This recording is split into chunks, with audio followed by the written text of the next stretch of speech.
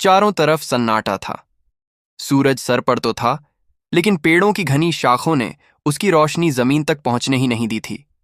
जंगल का यह हिस्सा बहुत पुराना था, इतना पुराना कि यहां हवा भी सुनसान चलती थी। लेकिन आज उस सन्नाटे में एक अजीब सी हलचल थी। तीन मर्द, उम्र 25 से 32 के दरमियान, जंगल के अंदरूनी हिस्से की तरफ बढ़ रहे थे। उनके हाथ में एक लड़की की कलाई थी, जिसे वो बेरहमी से घसीटते हुए ले जा रहे थे। उस लड़की की उम्र मुश्किल से 23 साल रही होगी। चेहरा सूझा हुआ, बाल बिखरे हुए, कपड़े गर्द से सने हुए, और सबसे अहम, उसके पेट पर रखा कांपता हुआ हाथ, जो बता रहा था कि वो हामला यानी प्रेग्नेंट है। उसका नाम शायला था। इन तीनों के चेहरों पर गुस्सा नहीं, नफरत थी। एक ऐसा गुस्सा जो कभी किसी अपने से भी हो सकता है, और वो थी इनकी बहन। बोल, एक ने उसकी छोटी पकड़कर झटके से ऊपर खींचा। किसके साथ मुंह काला किया तूने? कौन है वो हरामी? शायला की आंखों से पानी बह रहा था, लेकिन लफ्जों में अब भी कुछ जान बाकी थी। भाई, मैं गुनहगार नहीं हूं, सच कह रही हूं। माफ कर दो भाई, माफ कर दें। दूसरे ने पास रखी लकड़ी से जमीन पर जोर से मारा। जिसने हमारे खानदान की इज्जत को नीलाम किया हो, उसको माफ कर दें। तीसरा, जो सबसे बड़ा था, चुप रहा। वो किसी सोच में गुम था, और फिर उसने हाथ से इशारा किया। गड्ढा यहीं खोद, दफन करना है इसे। जमीन सख्त थी, लेकिन इरादा उससे भी ज्यादा।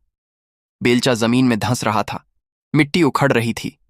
इधर शायला जमीन पर पड़ी थी, उसकी सांसें तेज हो रही थीं। दर्द उसकी पेशानी पर साफ दिख रहा था, लेकिन किसी की नजरों में तरस नहीं था। तीनों की आंखों में सिर्फ गैरत का नकली नकाब था। और तभी एक अजीब सी आवाज सुनाई दी। खर्र खर्र। गड्ढा खोदने वाला आदमी ठिठक गया। क्या था ये? कोई जानवर होगा, जंगल है, कुछ भी हो सकता है। तू गड्ढा कर, जल्दी कर। पर उसकी नजरें अब हर तरफ दौड़ रही थीं। एक बार फिर वही आवाज, इस बार थोड़ी करीब से। खर्र खर्र। और अचानक झाड़ियों के पीछे से कुछ उछलकर बाहर आया। तीनों के चेहरे जर्द पड़ गए। एक बंदर, बिल्कुल सामने। लेकिन ये कोई आम बंदर नहीं था।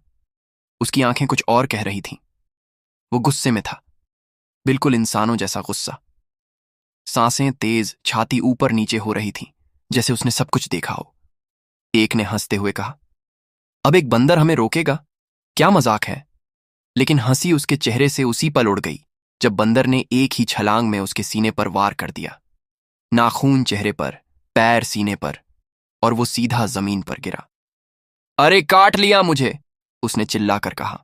दूसरे ने बेलचा उठाकर बंदर की तरफ बढ़ा, लेकिन बंदर फुर्तीला था। एक झटके में पेड़ पर चढ़ गया, फिर दूसरी तरफ से कूदकर उसके ऊपर भी हमला कर दिया। अब तीसरा, जो अब तक खामोश था, वो भी डर गया। भागो, ये पागल है। तीनों, जो कुछ ही देर पहले किसी को दफनाने चले थे, अब अपनी जान बचाकर भाग रहे थे। शायला अब भी वहीं पड़ी थी, पेट पर हाथ, सांसें तेज। दर्द हद से ज्यादा था, और फिर उसकी आंखें मुंद गईं। शायद बेहोशी ने दर्द से छुटकारा दे दिया था। बंदर उसकी तरफ धीरे धीरे बढ़ा। अब उसका चेहरा गुस्से से नहीं, फिक्र से भरा था। वो शायला के पास बैठ गया। कभी उसके चेहरे को देखता, कभी उसके पेट पर नजर टिकाता, जैसे जानता हो कि इसके अंदर एक और जिंदगी है। वो उसकी सांसों को महसूस कर रहा था। वो बेलचा दूर को फेंक चुका था। उसने शायला के पास पड़े दुपट्टे को धीरे से उसके चेहरे से हटाया, फिर वहीं बैठ गया, बिल्कुल चुपचाप, जैसे कोई पहरेदार हो। कहीं दूर से कौवों की आवाजें आने लगी थीं, लेकिन जंगल का ये हिस्सा अब सिर्फ दो जिंदगियों का गवाह था, एक इंसानी और एक जानवरी। लेकिन शायद दोनों में से कोई भी पूरी तरह जानवर नहीं था। जंगल की सांसें गहरी थीं, और वक्त जैसे थम गया था। धूप की कुछ किरणें अब पत्तों के दरमियान से छनकर जमीन पर पड़ रही थीं। शायला जमीन पर बेहोश पड़ी थी। उसके होंठ सूखे थे, सांसों की आवाज मध्यम होती जा रही थी। लेकिन तभी उसने हल्की सी करवट ली और होंठों से एक टूटी हुई चीख निकली। आ आहा। वो चीख ऐसी थी जो न तो पूरी बाहर निकली, न अंदर रह पाई। एक हामला औरत का दर्द जो बेजुबान नहीं था। वो जंगल में गूंजा, पत्तों में सरसराहट हुई, पर जवाब में बस एक जोड़ी आंखें थीं जो सब देख रही थीं। वही बंदर, वही पहरेदार। शायला की चीख सुनते ही वो फौरन उसके पास आया। उसने शायला के चेहरे को झुकाकर देखा। पसीने से भीगा माथा, कांपते होंठ और उसकी सांसें अब ज्यादा तेज हो गई थीं। बंदर बुरी तरह बेचैन हो गया। वो चारों तरफ देखने लगा, जैसे किसी मदद की तलाश कर रहा हो। फिर अचानक वो जंगल के अंदर भागा।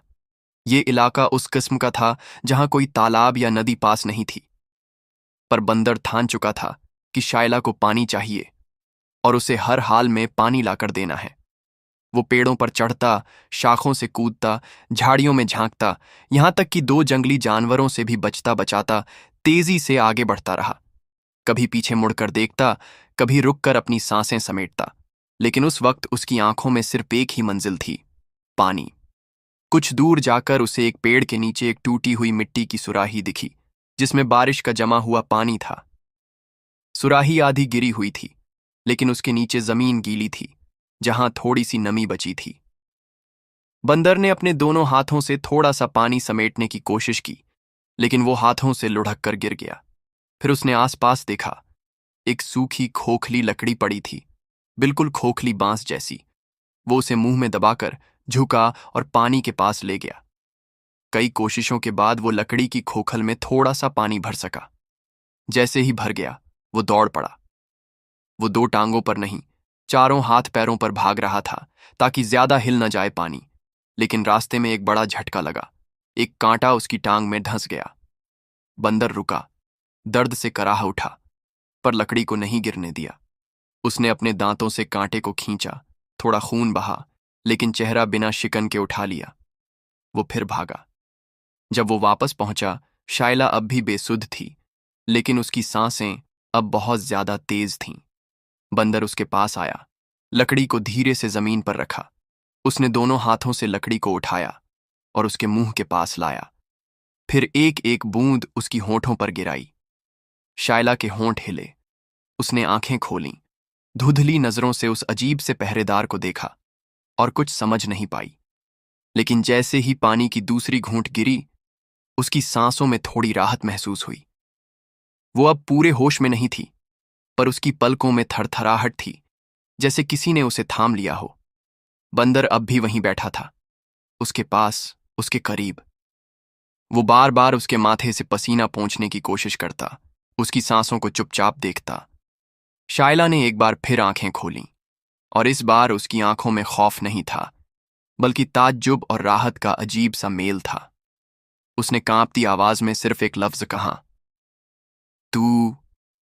बंदर उसकी आंखों में देख रहा था, जैसे कह रहा हो, मैं तेरा कुछ नहीं, लेकिन आज सिर्फ तेरा हूं। शाम की हल्की हल्की परछाइयां जंगल के अंदर उतरने लगी थीं। हवा में एक अजीब सी बेचैनी थी, जैसे पेड़ पौधे भी किसी अनहोनी को महसूस कर रहे हों। शायला जमीन पर पड़ी थी। अचानक उसकी सांसें अब बहुत तेज थीं। बदन से पसीना यूं बह रहा था जैसे बारिश हो रही हो, और उसका चेहरा दर्द से सिकुड़ता जा रहा था। वो बार बार कराह उठती, कभी दांत भींचती, कभी हाथ पेट पर कस कर रखती। उसकी आवाज अब कमजोर नहीं रही थी, वो अब चीख रही थी, कोई, कोई है। उसका लहजा ऐसा था जैसे किसी कुएं के अंदर कोई पुकार रहा हो। बंदर वहीं पास बैठा था, उसकी आंखों में बेचैनी थी। वो समझ नहीं पा रहा था कि क्या करे। क्या ये दर्द वही है जो वो सोच रहा है? क्या शायला की कोख में कोई हलचल हो रही है? वो उठकर उसके चारों तरफ चक्कर काटने लगा।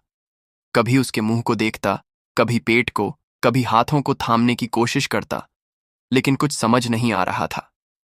एक पल को वो रुका, फिर फुर्ती से एक पेड़ पर चढ़ गया। ऊपर से जंगल के कुछ और हिस्से नजर आने लगे थे। वो इधर उधर देखने लगा, हर सिमत में झांकता, आवाजें सुनने की कोशिश करता। और तभी बहुत दूर, बहुत बहुत दूर, दो हल्के से साए नजर आए। एक ऊंचा, भारी बदन वाला, दूसरा थोड़ी छोटी कद काठी वाला, और दोनों चलते हुए। बंदर की आंखों में चमक आ गई। वो एक पेड़ से दूसरे पेड़, फिर जमीन पर कूदकर दौड़ता चला गया। रास्ते में झाड़ियों से टकराया, एक कांटे से फिर जख्मी हुआ, लेकिन रुका नहीं। कुछ ही लम्हों में वो उन सायों के करीब पहुंच चुका था। अब साफ दिख रहा था, एक 40 साल का मर्द और एक 35 साल की औरत, दोनों शिकार पर थे। कंधों पर तीर और कमान, कमर पर चाकू, आंखों में शिकारी चौकसी, लेकिन वो इंसानियत से खाली नहीं लगते थे। बंदर ने दोनों के सामने आकर अजीब हरकतें शुरू कर दीं। कभी जमीन पर हाथ मारता, कभी एक तरफ दौड़कर रुकता, फिर पलटकर उनकी तरफ देखता, जैसे कह रहा हो, चलो मेरे साथ चलो, जल्दी। मर्द ने कमान थोड़ा ऊपर की, फिर धीरे से नीचे कर दी। ये देख रही हो? उसने औरत से कहा। हाँ, ये बंदर कुछ कह रहा है। उसने आगे बढ़कर बंदर को गौर से देखा। ऐसे इशारे मैंने पहले कभी नहीं देखे। कहीं कोई फंसा तो नहीं? बंदर अब दोनों हाथ जोड़कर बैठ गया, बिल्कुल इंसानी अंदाज में। औरत कुछ पलों तक देखती रही, फिर बोली, चलो इसके पीछे, जो भी है ये मदद मांग रहा है। बंदर तेजी से भागने लगा और दोनों शिकारी उसके पीछे, कभी झाड़ियों से गुजरते, कभी कंटीले रास्तों से। लेकिन बंदर की बेकरारी और अंदाज में ऐसा कुछ था कि उन्होंने रुकने का नाम नहीं लिया। कुछ लम्हों के सफर के बाद वो उस जगह पहुंचे जहां शायला अब भी बेहोश पड़ी थी। शिकारी दोनों रुक गए। औरत आगे बढ़ी, घुटनों के बल बैठकर शायला का चेहरा देखा। ये तो बहुत नाजुक हालत में है, ये हामला है। मर्द ने चारों तरफ देखा, कहीं कोई और तो नहीं, लेकिन जंगल बिल्कुल खामोश था। सिर्फ पेड़ों के ऊपर बैठा वही बंदर अब उन्हें देख रहा था। उसकी सांसें भी तेज थीं, आंखें उनींदी लेकिन चौकस। ये अकेली यहां कैसे आई? शायद किसी ने इसे छोड़ दिया होगा, औरत बोली, फिर गर्दन घुमाकर बंदर को देखा। लेकिन ये कैसे? बंदर फिर धीरे धीरे नीचे उतरा और पास आकर शायला के पेट के करीब बैठ गया। फिर आंखों से ऐसे देखा जैसे इन दोनों से सवाल कर रहा हो, अब तुम कुछ करोगे या मैं ही सब करूं? मर्द और औरत कुछ पल खामोश रहे। फिर मर्द ने गर्दन झुकाई और धीमे लहजे में बोला, ये बंदर, ये इत्तेफाका नहीं है। औरत ने शायला के माथे से पसीना साफ किया, फिर बंदर की तरफ देखा। तू पहरेदार है इस औरत का, और अब हम तेरे साथ हैं। शायला अब भी बेहोश थी, लेकिन अब वो अकेली नहीं थी। एक जानवर, दो अजनबी और एक आने वाली जिंदगी, सब एक पेड़ की छांव में खड़े थे। और कहीं न कहीं इस जंगल ने एक राज्य समेट लिया था, जिसे इंसान नहीं, एक बंदर पहले समझा था। जंगल की शाम अब रात में ढलने लगी थी। पत्तों पर ओस उतर रही थी और हर चीज पर एक नरम सी नमी छा गई थी। लेकिन उस पेड़ के नीचे, उस एक जगह पर, जिंदगी और मौत के दरमियान एक जद्दोजहद चल रही थी। शायला अब भी दर्द में थी। उसकी आंखें खुली हुई थीं, लेकिन होश में नहीं लग रही थीं। उसका चेहरा पीला पड़ चुका था, होंठ सूख चुके थे और वक्त जैसे बहुत तेजी से उसके खिलाफ भाग रहा था। शिकारी औरत, जिसने जिंदगी में जंगल के न जाने कितने जख्म देखे थे, आज एक औरत के दर्द के सामने थम गई थी। उसने झटपट अपनी कमीज के नीचे का कपड़ा फाड़ा और शायला के पैरों के नीचे बिछाया। फिर उसके सिर के नीचे एक मुलायम पत्ता रखा और खुद घुटनों के बल बैठ गई। तू बोल मत, सांस ले, बस सांस ले, मैं हूं तेरे साथ। उसका लहजा नर्म था, बिल्कुल बड़ी बहन के जज्बात से भरा हुआ। बंदर अब एक तरफ बैठा हुआ था, लेकिन नजरें एक पल को भी शायला से नहीं हटा रहा था। कभी अपनी जगह से उठता, एक चक्कर लगाता, फिर वापस आकर बैठ जाता। उसकी बेचैनी अब जाहिर थी। वो समझ रहा था कि कुछ बहुत बड़ा होने वाला है। शिकारी मर्द ने झट से अपनी बोरियों से एक जानवर के खाल की शीट निकाली और ऊपर पेड़ की शाखों में उसे फैलाया, ताकि ओस और ठंडी हवा से बचाव हो सके। फिर वो पास की झाड़ियों से सूखी लकड़ियां ले आया और एक छोटी सी आग जला दी। हम यहां रोशनी लाएंगे, उसने धीमे से कहा, और इस औरत को देखना। ये उसने अपनी साथी औरत से कहा, पर उसकी नजर बंदर पर भी पड़ी, जो अब उसकी बात जैसे समझ चुका था। शायला अब पूरे होश में थी, लेकिन दर्द के मारे बोल नहीं पा रही थी। उसका जिस्म ऐंठ रहा था, आंखों से आंसू झर रहे थे। सुन मेरी बात बहन, शिकारी औरत ने उसके माथे पर हाथ रखते हुए कहा, तेरा बच्चा आने वाला है, हिम्मत कर, बस थोड़ी देर की तकलीफ है, फिर तेरा लाडला तेरे सीने से लगेगा। शायला के मुंह से एक चीख निकली और वो चीख जंगल के सन्नाटे को चीर गई। बंदर अब उठकर कुछ कदम आगे गया और बैठ गया। उसने अपने हाथों से मुंह ढांप लिया। उसकी आंखें बुझी बुझी सी थीं, लेकिन फिर भी उसमें इंतजार था, किसी चमत्कार का नहीं, किसी जिंदा लम्हे का। घंटे भर की मशक्कत के बाद शिकारी औरत ने अपनी हथेलियों में कुछ महसूस किया। एक गर्माहट, एक हरकत, एक हल्की सी चीख। मुबारक हो, तू मां बन चुकी है। शायला की आंखों से आंसू बह निकले। अब की बार दर्द के नहीं, राहत के आंसू थे। उसके सीने पर एक नन्हा जिस्म रखा गया, गीला, नर्म, कांपता हुआ, लेकिन जिंदा। वो बच्चा रो रहा था और उसकी आवाज जंगल में गूंज रही थी। बंदर उठ खड़ा हुआ और धीरे धीरे पास आया। शिकारी मर्द ने एक पल को सोचा कि शायद डर जाएगा बच्चा, लेकिन नहीं। बंदर ने आकर बस उस नन्हे जिस्म को देखा और फिर एक नर्म सी हरकत में जमीन पर बैठकर सिर नीचे कर लिया, जैसे कह रहा हो, तू आया है और अब सब ठीक है। शिकारी मर्द ने आग को थोड़ा और सुलगाया और पास आकर शायला को कंबल ओढ़ा दिया। शिकारी औरत अब भी बच्चे को थपथपा रही थी और शायला को देख रही थी। तू किस हाल में यहां पहुंची ये हम बाद में पूछेंगे, अभी बस तू सो जा, तेरी गोद में एक नई सुबह है। शायला ने कमजोर सी मुस्कान दी और बंदर की तरफ देखा। उसकी आंखों में जो शुक्रिया था वो लफ्जों में नहीं आता। रात और गहरी हो गई थी, लेकिन अब अंधेरा डरावना नहीं था। अब वहां एक अलाव जल रहा था, एक मां की गोद में बच्चा था, एक बंदर पहरेदार बनकर बैठा था और दो अजनबी इंसान इंसानियत दिखा रहे थे। जंगल के उस वीराने में जहां कुछ रोज पहले तक खौफ का साया था, अब एक नई जिंदगी की गर्माहट फैल रही थी। वही जगह जहां शायला बेहोशी में दर्द से तड़प रही थी, अब वहां एक छोटा सा परिवार बन चुका था। शिकारी मर्द और औरत ने तय किया कि कुछ दिन यहीं रुकना होगा।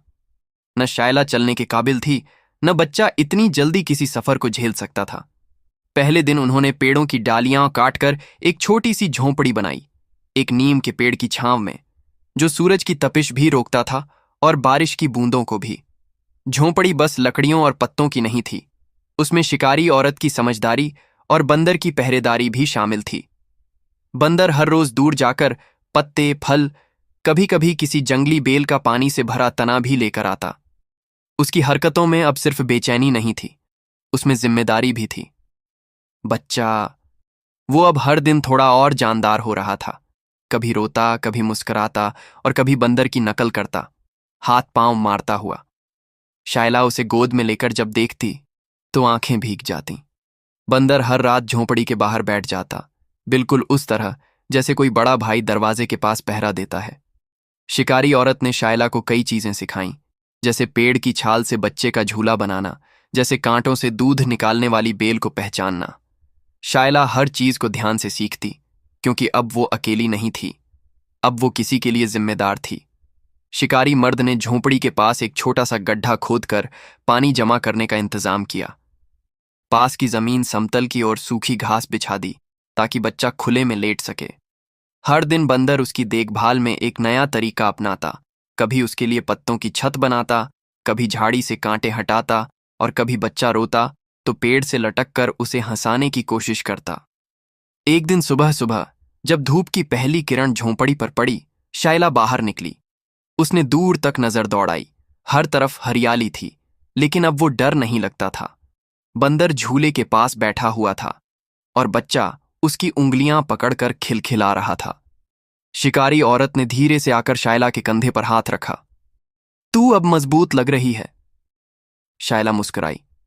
वो अब सिर्फ मजबूत नहीं थी, वो अब मां थी। 3 हफ्ते ऐसे ही गुजर गए। बच्चा अब थोड़ी थोड़ी आवाजें निकालने लगा था। बंदर हर आवाज पर कान लगाता, फिर खुद भी कुछ गुर्राने जैसा करता और दोनों एक दूसरे को देखकर हंसने लगते। कुछ दिन ऐसे ही गुजर गए थे।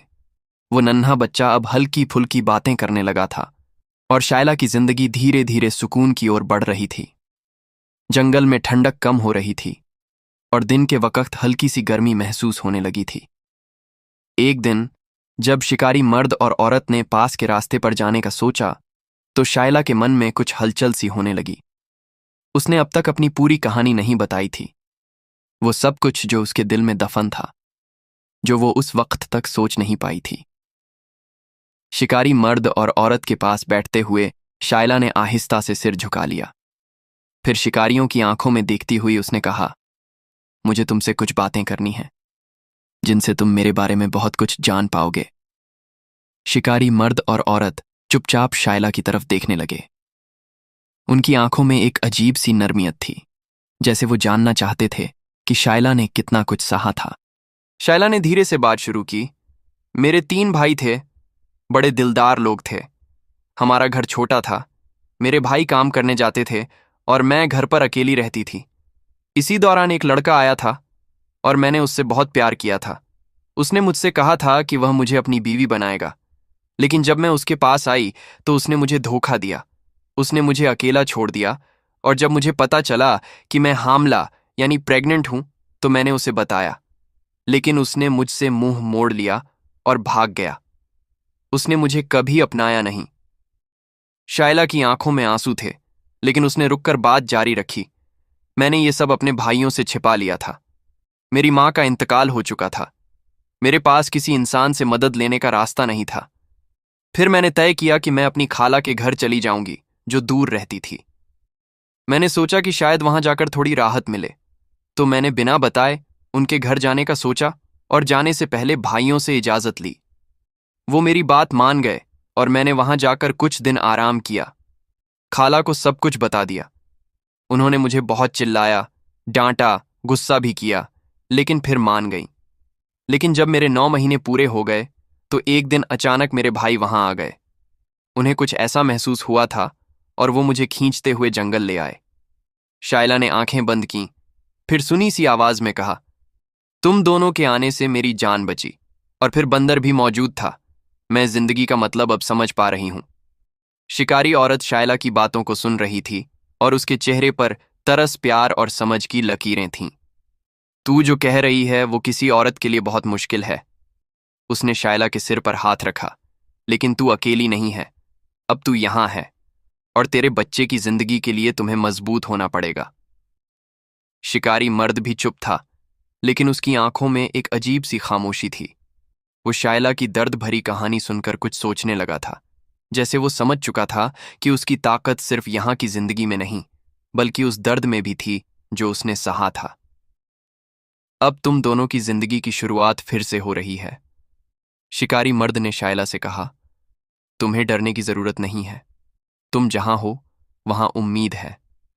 तुम उस रास्ते पर चल सकती हो जो अब तुम्हारा है, और बंदर की तरह तुम्हारी ताकत अब हमारी ताकत है। शायला ने धीरे से सिर उठाया। उसने देखा, वही बंदर अब नजदीक खड़ा था।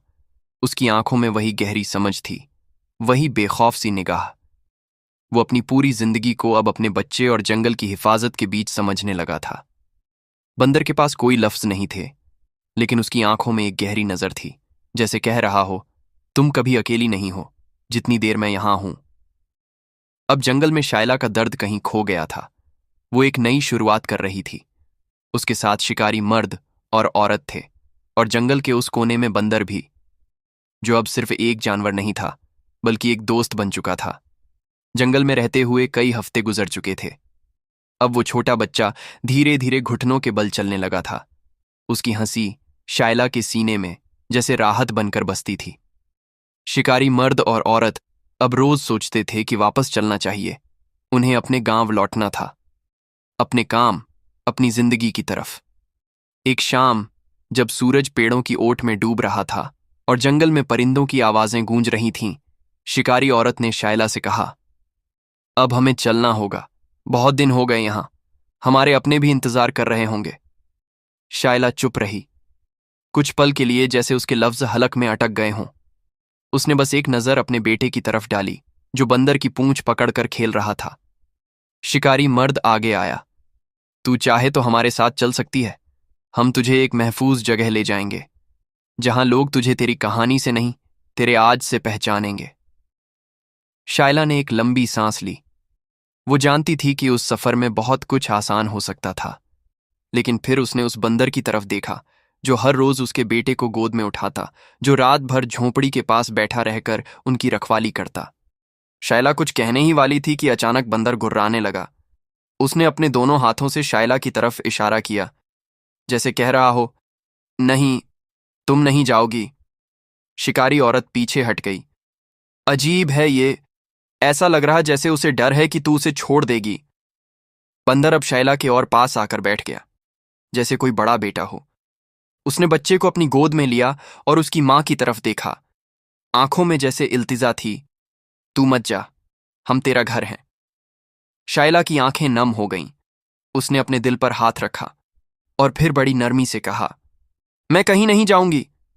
जिस बंदर ने मुझे उस वक्त बचाने की कोशिश की जब मेरे अपने मुझे मिट्टी में दबाने चले थे, मैं उसे छोड़कर कैसे जा सकती हूं? शिकारी मर्द और औरत दोनों ने एक दूसरे की तरफ देखा, फिर धीमे से सिर हिलाया। शिकारी औरत ने शायला के कंधे पर हाथ रखा। तू हिम्मती है, और ये जंगल अब तेरा घर है, और ये बंदर शायद तेरा परिवार। शिकारी मर्द ने बच्चा गोद में लिया, आखिरी बार उसकी आंखों में देखा और फिर जमीन पर रख दिया।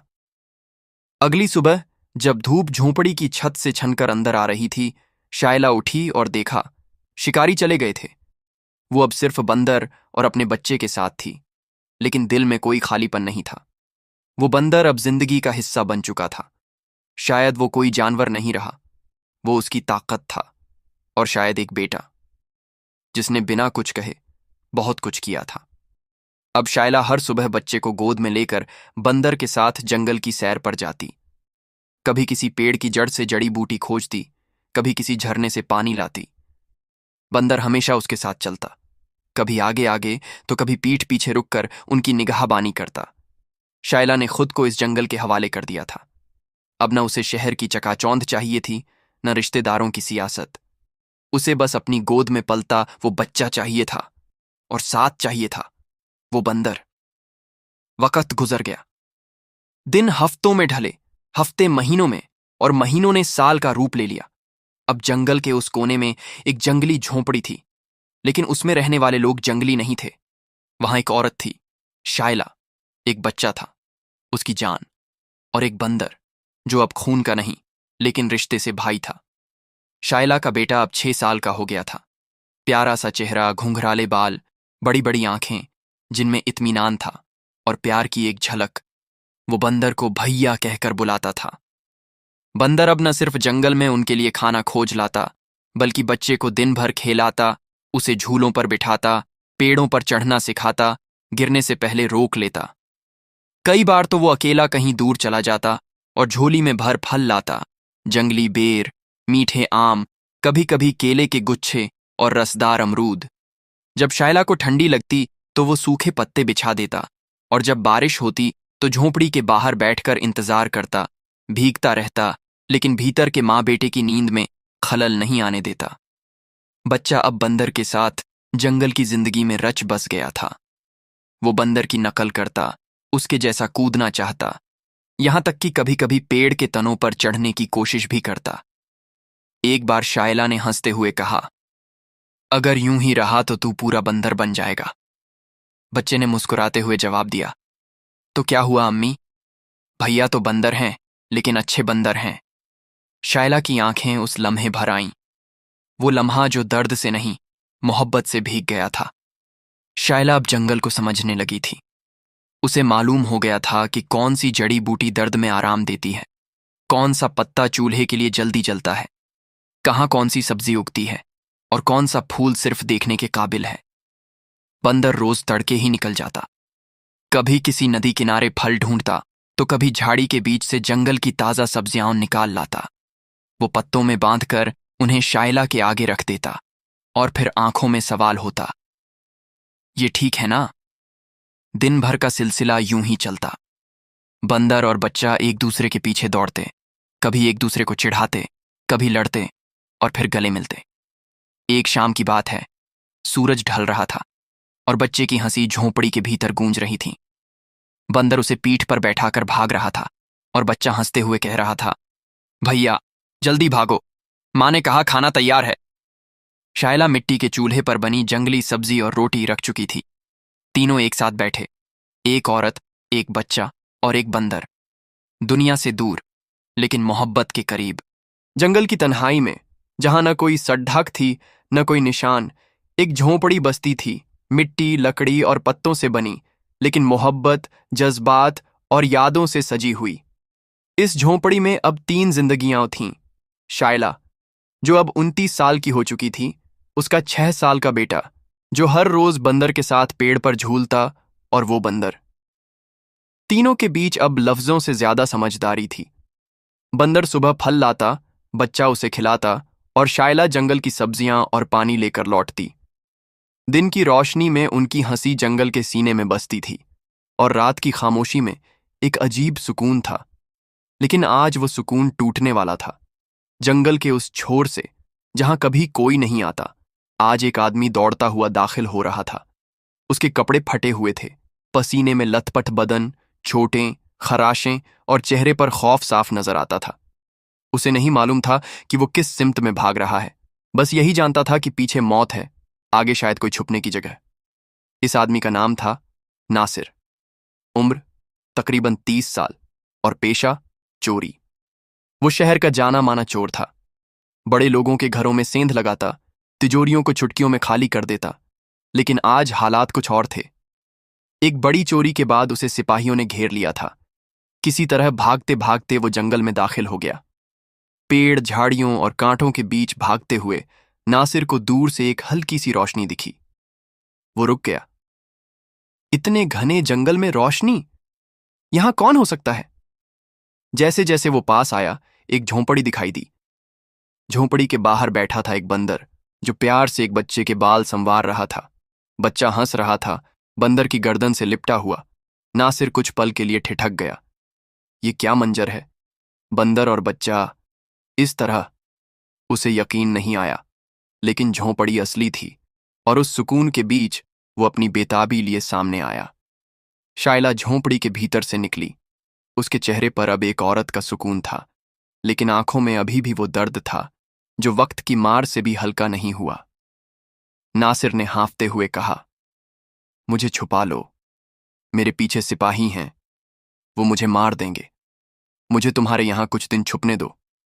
शायला कुछ पल चुप रही, फिर बंदर की तरफ देखा, जो अब अलर्ट हो चुका था। बंदर गुर्राने लगा, जैसे किसी अनजान खतरे की बू मिल गई हो। लेकिन शायला ने धीरे से हाथ बढ़ाकर उसे रोका। अंदर आ जाओ, उसने बस इतना कहा। नासिर भीतर चला गया। झोंपड़ी के एक कोने में बैठते ही जैसे उसके अंदर का डर बाहर आ गया। तुम्हारा शुक्रिया। अगर तुमने मना कर दिया होता तो आज रात मेरी लाश किसी झाड़ी में मिलती। शायला ने कुछ नहीं कहा, बस चूल्हे की तरफ मुड़ गई। उधर बंदर अब भी बाहर बैठा था, आंखें सख्त, लेकिन दिल में सवाल। बच्चा अब भी नासिर को हैरानी से देख रहा था। उसकी आंखों में पहली बार किसी अजनबी को देखने की जिज्ञासा थी। कुछ ही देर में आसमान पर अंधेरा पूरी तरह छा गया। न कोई सिपाही आया, न कोई आहट मिली। जंगल फिर से वही पुराना जंगल बन गया, सिर्फ एक फर्क के साथ। अब झोंपड़ी में एक नई परछाई दाखिल हो चुकी थी। झोंपड़ी के अंदर उस रात 3 इंसान थे। शायला, जिसकी जिंदगी तजुर्बों से बनी थी। नासिर, जो भागता हुआ अपना अतीत झाड़ी में फेंक आया था। और वो प्यारा सा बच्चा, जो हर चीज को अपने प्यारे अंदाज में समझने की कोशिश कर रहा था। बाहर बंदर अब भी झोंपड़ी के पास बैठा था। उसकी आंखों में अजनबीपन का डर था, लेकिन शायला की खामोशी ने उसे कुछ कहने से रोका हुआ था। रात के खाने के बाद झोंपड़ी में सिर्फ लकड़ियों के जलने की हल्की आवाज थी। नासिर अब थोड़ा संभल चुका था। उसे एहसास था कि वो एक अजनबी के घर में है, एक ऐसी औरत के पास जो बिना सवाल किए उसे पनाह दे चुकी थी। थोड़ी देर चुप्पी रही, फिर नासिर ने धीरे से पूछा, वो बच्चा और ये बंदर, ये तुम्हारे साथ कैसे? शायला कुछ पल चुप रही। उसने चूल्हे की आग को देखा, फिर बाहर बैठे बंदर की परछाई को, और फिर अपनी आंखें झुका लीं। अगर तुमने पूछ ही लिया है तो तुमसे क्या छुपाना, उसने धीमे सुर में कहा। किसी दिन ये जिंदगी भी सवाल करने लगती है, जवाब देने ही पड़ते हैं। फिर शायला ने धीरे धीरे वो पूरा किस्सा सुनाना शुरू किया, जिसमें दर्द था, नफरत थी, और सबसे ज्यादा बेबसी। मैं एक सीधी सादी लड़की थी। अपने 3 भाइयों की इज्जत। घर में मां नहीं थी, बस दूर कहीं एक खाला थी, जिनसे मिलना जुलना होता था। भाई काम पर चले जाते, मैं अकेली घर पर रहती। उसी वक्त एक लड़का जिंदगी में आया, प्यार का दावा किया, शादी का वादा किया, और फिर एक रोज मुझे छोड़कर चला गया। शायला की आवाज में अब घबराहट थी। जब पेट में बच्चा आया, मैंने उसे बताया, मगर उसने मेरी आंखों से मुंह मोड़ लिया। मैंने किसी से कुछ नहीं कहा, अपने भाइयों से भी नहीं। नासिर अब एक तक उसे देख रहा था। जब 9 महीने पूरे हुए, मैं खाला के घर चली गई। सोचा वहीं बच्चा जनूंगी, मगर मेरे भाई सब जान गए और मुझे घसीटते हुए जंगल में ले आए। शायला की आंखें अब भर चुकी थीं। फिर एक बंदर आया जिसे मैं जानवर समझ रही थी। उसने मुझसे ज्यादा इंसानियत दिखाई। वो बंदर ने मेरी जान बचाने की कोशिश की और उस दिन से लेकर आज तक वो मेरे बेटे का सबसे करीबी बन गया। नासिर कुछ नहीं बोला, बस जमीन को घूरता रहा। शायद जिंदगी में पहली बार किसी और की कहानी ने उसकी रूह को हिला दिया था। वो जो चोरी करके मजा पाता था, आज एक टूटी हुई औरत की जुबानी उसके अंदर की खामोशियों से टकरा रही थी। तुम्हारा नाम? उसने सिर्फ इतना पूछा। शायला। नासिर ने एक हल्की सांस ली। मैंने बहुत कुछ किया है जिंदगी में, बुरा, गलत, लेकिन आज पहली बार किसी पर तरस नहीं आया, अफसोस आया है। बाहर बंदर अब भी जाग रहा था। उसकी नजरें झोंपड़ी के दरवाजे पर टिकी थीं। उसे अंदाजा था कोई बदल रहा है, लेकिन ये नहीं जानता था कि बदलाव कभी कभी खामोशी में भी जन्म लेते हैं। जंगल में वक्त ठहरता नहीं, लेकिन कुछ लम्हे ऐसे होते हैं जो हमेशा के लिए ठहर जाते हैं। शायला की कहानी, उसकी आंखों की नमी और नासिर की खामोशी उन लम्हों का हिस्सा बन चुके थे। अब नासिर ने खुद को पूरी तरह बदल दिया। वो जो पहले भागता था, अब ठहरना सीख रहा था। वो जो पहले छीनता था, अब देना जान रहा था। बच्चे के लिए लकड़ियां बटोरता, झोंपड़ी की मरम्मत करता और बंदर से दोस्ती करने की कोशिश करता। बंदर शुरू में एहतियात बरतता रहा, हर हरकत को गौर से देखता, लेकिन धीरे धीरे वो भी समझ गया कि ये आदमी अब वैसा नहीं रहा। एक शाम, जब सूरज की आखिरी किरणें झोंपड़ी के दर और दीवारों से लिपट रही थीं, नासिर बाहर बैठा था। बच्चा उसके साथ में खेल रहा था। शायला पानी भरकर लौट रही थी। वो रुकी। नासिर ने उसकी तरफ देखा, फिर अपने हाथों से बच्चे को नीचे उतारकर कहा, शायला, एक बात कहनी है। शायला थोड़ी चौंकी। नासिर की आवाज में एक अजीब संजीदगी थी। मैं जानता हूं मैं कौन था और क्या कर चुका हूं, मगर मैं अब वैसा नहीं हूं। तुमने मुझे छुपाया, पनाह दी और इंसान बना दिया। अगर तुम इजाजत दो तो मैं ये जिंदगी तुम्हारे साथ गुजारना चाहता हूं। क्या तुम मुझसे शादी करोगी? शायला बिल्कुल खामोश हो गई। सामने बंदर भी जैसे ठहर गया। बच्चा नासिर की उंगली पकड़े हंस रहा था। वक्त जैसे थम गया था। जंगल की आवाजें भी सुनाई देना बंद हो गईं। शायला की आंखों के सामने वो सब कुछ घूम गया। वो धोखा, वो दर्द, वो जंगल की रात, वो चीखें, वो गड्ढा, और फिर बंदर की फिक्र, उसका बेटा, उसकी मां बनने की लड़ाई। नासिर, उसने धीमे से कहा, मैं टूटी हुई हूं। मैं वो नहीं जो तुम सोचते हो। मैंने सब कुछ खो दिया है। नासिर की आंखें नम हो गईं। और मैं वो हूं जिसे कभी कुछ मिला ही नहीं। क्यों ना हम दोनों मिलकर एक हो जाएं। कुछ पल की खामोशी, फिर शायला की आंखों में एक नमी चमकी। वो सिर्फ पानी नहीं था, वो उन टूटे हुए लम्हों की ठंडी राख थी, जो अब नए अलाव के लिए जलने को तैयार थीं। ठीक है, मैं तैयार हूं। झोंपड़ी अब 3 से 4 हो गई थी। शायला, नासिर, बच्चा और बंदर। वो साथ रहते, खाना पकाते, पेड़ लगाते, और जंगल के उस कोने में एक छोटी सी दुनिया बस गई। मगर जंगल जितना भी खूबसूरत हो, वो कभी पूरी तरह महफूज नहीं होता। एक रोज, जब सब सो रहे थे, झोंपड़ी से कुछ दूरी पर एक परछाई रुककर झांक रही थी, और उसके हाथ में एक तीर कमान थी। रात गहरी थी। झोंपड़ी के चारों ओर सिर्फ जंगल की सांसों की आवाज थी। कभी दूर किसी उल्लू की फुसफुसाहट, तो कभी सूखे पत्तों पर किसी जानवर के चलने की सरसराहट। अंदर शायला और नासिर अपने बेटे के साथ सो रहे थे। बंदर हमेशा की तरह दरवाजे के पास बैठा था, जैसे हर रात उसकी आंखें सिर्फ 2 चीजों पर लगी रहती थीं, झोंपड़ी और उसकी दुनिया। लेकिन आज की रात कुछ अलग थी। बंदर ने हवा में कुछ अजनबी महसूस किया। उसने अपनी गर्दन उठाई, आंखें सिकोड़कर अंधेरे में देखा, फिर अचानक खड़ा हो गया।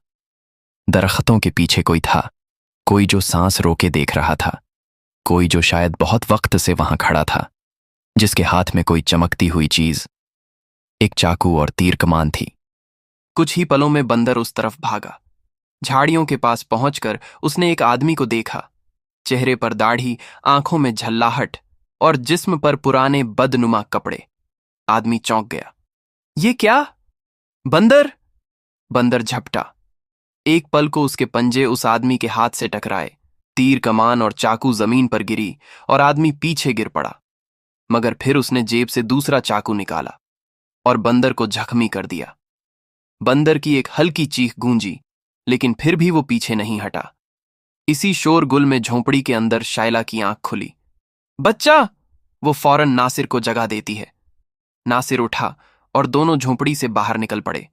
जंगल की तरफ बंदर और उस अजनबी की भिड़ंत चल रही थी। नासिर ने जैसे ही चाकू और तीर कमान देखी, सब समझ गया।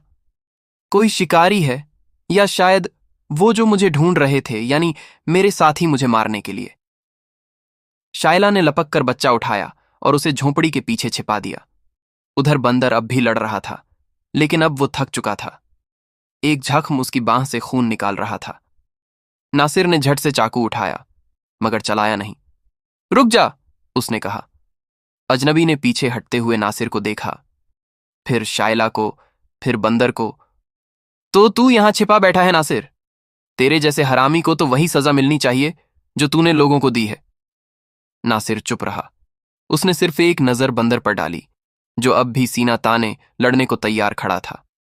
फिर उसने कहा, अगर तुझे मेरी तलाश थी तो ले चल मुझे, मगर इनसे दूर रह। ये मेरी दुनिया है, मैंने इसे बहुत मुश्किल से बनाया है। अजनबी हंसा। तू बदला है या कोई नाटक कर रहा है? मैं बदल गया हूं, और इसकी गवाही ये औरत दे सकती है, और ये बंदर भी। शायला आगे बढ़ी।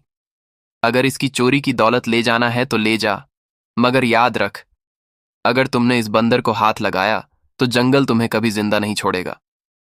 अजनबी हड़बड़ा गया। शायद पहली बार उसने देखा कि किसी औरत की आंखों में डर नहीं, बल्कि वो आग थी जो जंगल से भी पुरानी होती है। वो कुछ पलों तक चुप रहा, फिर तीर कमान उठाई। एक बार बंदर की तरफ देखा और फिर वापस चला गया। नासिर अब भी वहीं खड़ा था। शायला ने उसकी तरफ देखा। बंदर लहूलुहान जमीन पर बैठा था, मगर उसकी आंखों में कोई शिकवा नहीं था। बस वही पुरानी बेचैनी, शायला की सलामती की तसल्ली, बच्चे की एक झलक की तलाश। नासिर ने धीरे से उसके सर पर हाथ फेरा। तू सिर्फ जानवर नहीं है, तू बड़ा वफादार है। रात गुजर चुकी थी, लेकिन अब जंगल पहले जैसा नहीं रहा था। कोई खतरा कहीं आसपास अब भी छुपा हो सकता था। पर एक बात तय थी, बंदर अब अकेला नहीं था। उसके साथ शायला थी, बच्चा था, और एक बदला हुआ इंसान, नासिर। जंगल की जिंदगी अब रूटीन में ढल चुकी थी।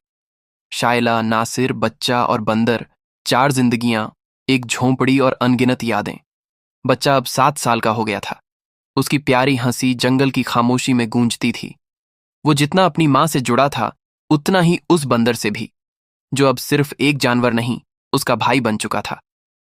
बंदर उसे पेड़ों पर चढ़ना सिखाता, फल तोड़ना, पत्तों से पानी पीना, हर वो चीज जो जंगल में सीखी जा सकती थी। और बच्चा उसे भैया कहकर बुलाता।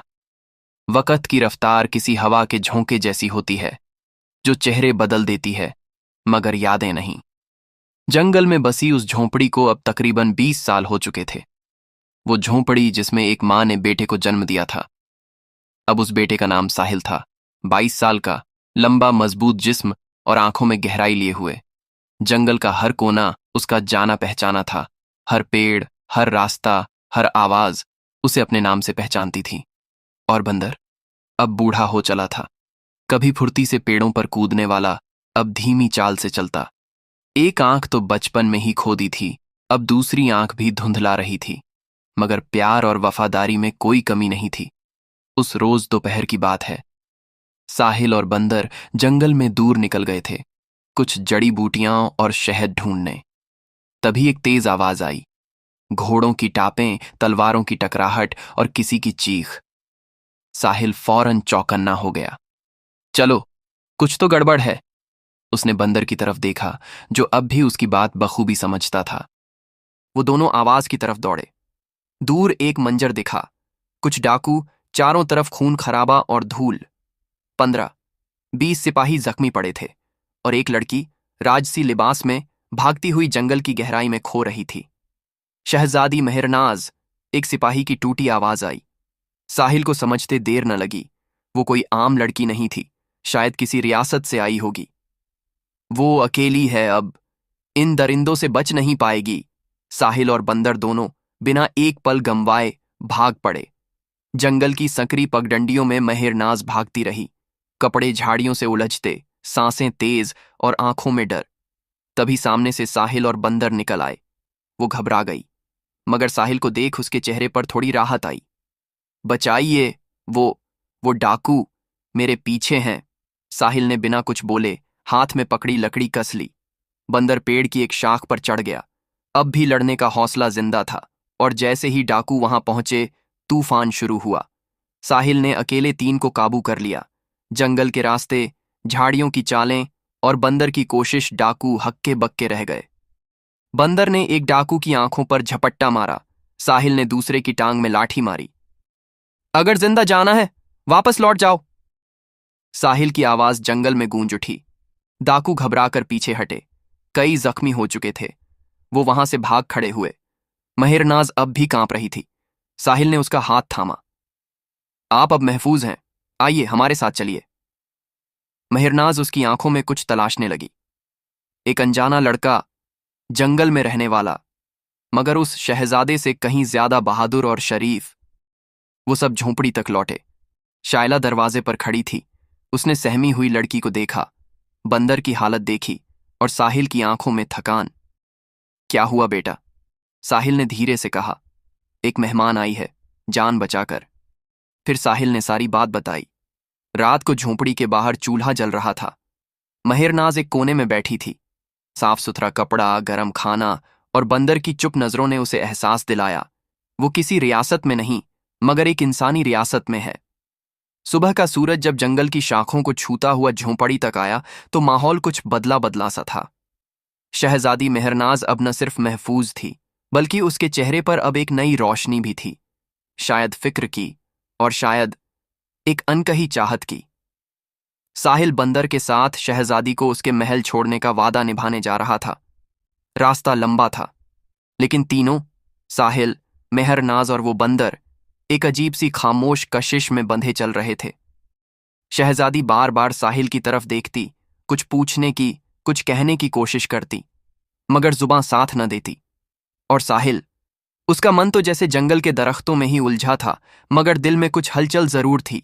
जब महल के फाटक नजर आए, वहां पहरेदार, सिपाही और खुफिया निगाहें चौंक गईं। शहजादी को यूं किसी अजनबी के साथ देखकर हर कोई पहले तो सतर्क हुआ, मगर जब मेहरनाज ने साहिल की तरफ इशारा करके कहा, इन्होंने मेरी जान बचाई है, तो माहौल बदल गया। बादशाह, एक बूढ़ा मगर रौबदार आदमी, अपनी कुर्सी पर बैठा था और चेहरे पर घबराहट की तहें।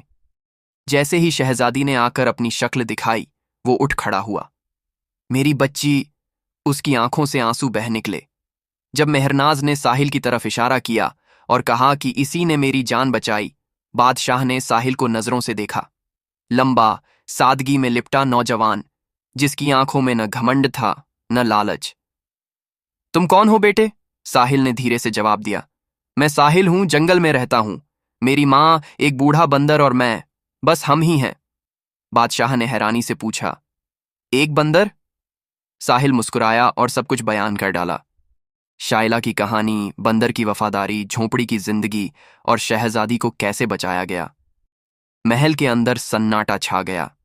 हर किसी की नजरों में साहिल के लिए इज्जत थी। बादशाह अपनी कुर्सी से उठा, साहिल के कंधे पर हाथ रखा और कहा, तुमने आज मेरी जान बचाई है, मेरी बेटी। मैं तुम्हें सिर्फ इनाम नहीं देना चाहता, मैं तुम्हारा कर्जदार हूं। उसने इशारे से खजांची को बुलाया। सोने के सिक्के, कीमती कपड़े, जमीन के कागज, सब कुछ साहिल के सामने रख दिए। मगर साहिल ने कहा, बादशाह सलामत, मुझे इन चीजों की जरूरत नहीं। मैंने जो किया वो इंसानियत थी, और शायद कुछ और भी। मेहरनाज चुपचाप ये सब देख रही थी।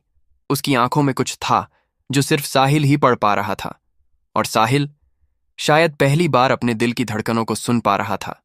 मगर न उसने कुछ कहा, न शहजादी ने, क्योंकि कुछ बातें लफ्जों से नहीं, निगाहों से बयान होती हैं। अगले दिन साहिल और बूढ़ा बंदर वापस लौट रहे थे अपने जंगल की ओर। महल पीछे रह गया, मगर मेहरनाज की नजरें बहुत देर तक दरवाजे से लगी रहीं। झोंपड़ी की तरफ लौटते वक्त बंदर की चाल धीमी हो चली थी। शायद आखिरी सफर करीब था। कहानी यहीं नहीं रुकी। साहिल और मेहरनाज, दो दिल, दो जहां, एक बार फिर जिंदगी की राहों में मिलेंगे या नहीं, ये तो वक्त ही बताएगा। महल की दीवारों के अंदर एक बेमन सा सन्नाटा था। शहजादी मेहरनाज के चेहरे पर जो मुस्कान कभी छाई रहती थी, वो अब काफी हद तक गायब हो चुकी थी। उसकी आंखों में एक गहरी उदासी समा गई थी, एक खामोश नमी जो शायद किसी और के लिए नजर न आती हो, मगर बादशाह ने इसे तुरंत पहचान लिया। वो अपनी कुर्सी पर बैठा आंखों के कोण से अपनी बेटी को देख रहा था। उसकी आंखों में एक खालीपन था। मेरी बेटी, बादशाह ने धीरे से कहा, क्या तुम ठीक हो? मुझे लगता है कुछ तो है जो तुम छुपा रही हो। उसकी आवाज में एक बाप की गहरी चिंता थी। मेहरनाज की नजरें बादशाह से मिली। कुछ देर तक कुछ नहीं बोली, फिर धीमे से उसने कहा, अब्बाजान, सब कुछ ठीक है, बस मुझे लगता है वो वापस आकर चला जाएगा। बादशाह ने गहरी सांस ली, फिर उसने प्यार से अपनी बेटी से कहा, तुम्हारे दिल में जो है मैं समझ सकता हूं, मगर जो उसने किया है वो कभी कोई नहीं करेगा। मेहरनाज की आंखों में फिर से वही नमी आई और फिर उसने बेमन से पूरा हाल बयान किया। वो साहिल था, उस जंगल का लड़का जिसने मेरी जान बचाई। मैंने उसकी आंखों में कुछ ऐसा देखा था, कुछ जो मैंने कभी किसी में नहीं देखा था, मगर फिर भी मुझे डर था कि मैं उसे कभी भूल न पाऊं। बादशाह ने अपनी बेटी की बातें सुनकर गहरी सोच में डूबते हुए कहा, तुम्हारा दिल तुम्हें वही करने को कहता है। तुम अपने करीब आते हुए किसी और के बारे में न सोचो। वो साहिल जो तुम कह रही हो, उसने तुम्हारी जान बचाई और अपनी जान की परवाह किए बिना तुम पर अपना कर्ज चुकाया। क्या तुम नहीं समझती कि उसका तुमसे जुड़ाव भी उतना ही गहरा है? मेहरनाज की आंखों में अब हल्की सी मुस्कान थी, जिसे उसने जरा सा दबा दिया था। फिर उसने धीरे से कहा, हाँ अब्बा जान, मुझे लगता है वो भी मुझे पसंद करता है। मुझे भी उसके दिल की आवाज सुनाई देती है, पर मैंने कुछ नहीं कहा। बस यही सोचती हूं, क्या ये सब कुछ सही होगा? बादशाह ने शहजादी की बात सुनी और फिर मुस्कुराए। फिर उसने कागज पर कलम चलाते हुए ऐलान किया, अगर तुम अपने दिल की सुन रही हो तो अब मेरे दिल की सुनो। साहिल को बुलाओ, मैं उसे एक इम्तिहान लेना चाहता हूं, लेकिन ये इम्तिहान सिर्फ उसे ही नहीं, हमें भी समझने का मौका देगा। जब तुम दोनों एक दूसरे से सच्चे हो तो किसी और की सलाह की क्या जरूरत? कुछ घंटों बाद साहिल महल में आ चुका था। उसे बुलाने की तरकीब वही पुरानी थी, लेकिन अब माहौल कुछ अलग था। बादशाह ने उसे महल के बीच में एक खास कमरे में बुलाया, जहां पर मेहरनाज भी मौजूद थी। साहिल की आंखों में भी कुछ था। उसे अब समझ में आ रहा था कि ये इम्तिहान क्यों लिया जा रहा था। बादशाह ने साहिल से कहा, तुमने मेरी बेटी की जान बचाई साहिल।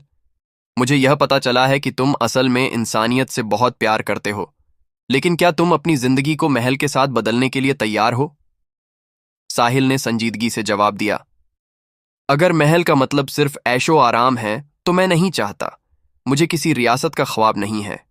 मैं बस इस दुनिया में कुछ सच्चे रिश्ते चाहता हूं। बादशाह ने अपनी आंखों में एक खास चमक पाई। उसने साहिल को सीधा देखा और कहा, तुम मुझे सही साबित हुए हो साहिल। मेरी बेटी की शादी का ऐलान मैं तुम्हारे साथ करता हूं।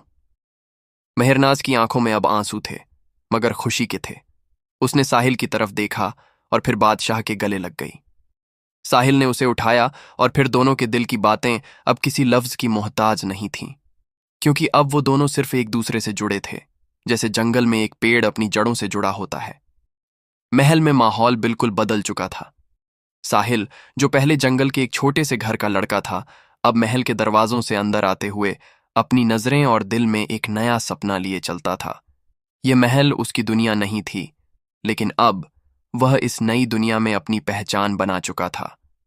बादशाह ने साहिल के बारे में न सिर्फ सुना था, बल्कि उसे अपनी आंखों से भी देख लिया था। उसकी मेहनत, समझदारी और दिल की सच्चाई ने बादशाह का दिल जीत लिया था। महल में रहते हुए साहिल की नजरें अब भी जंगल की मंजिलों पर टिकी रहती थीं। लेकिन अब वह महल में भी अपनी जगह बना चुका था। बादशाह ने उसकी समझदारी को पहचानते हुए उसे अपने इम्तिहान में खरा पाया। इसके बाद उसने साहिल को महल में बुलवाकर ऐलान किया, अब से तुम मेरे साथ हो और इस सल्तनत का हिस्सा हो।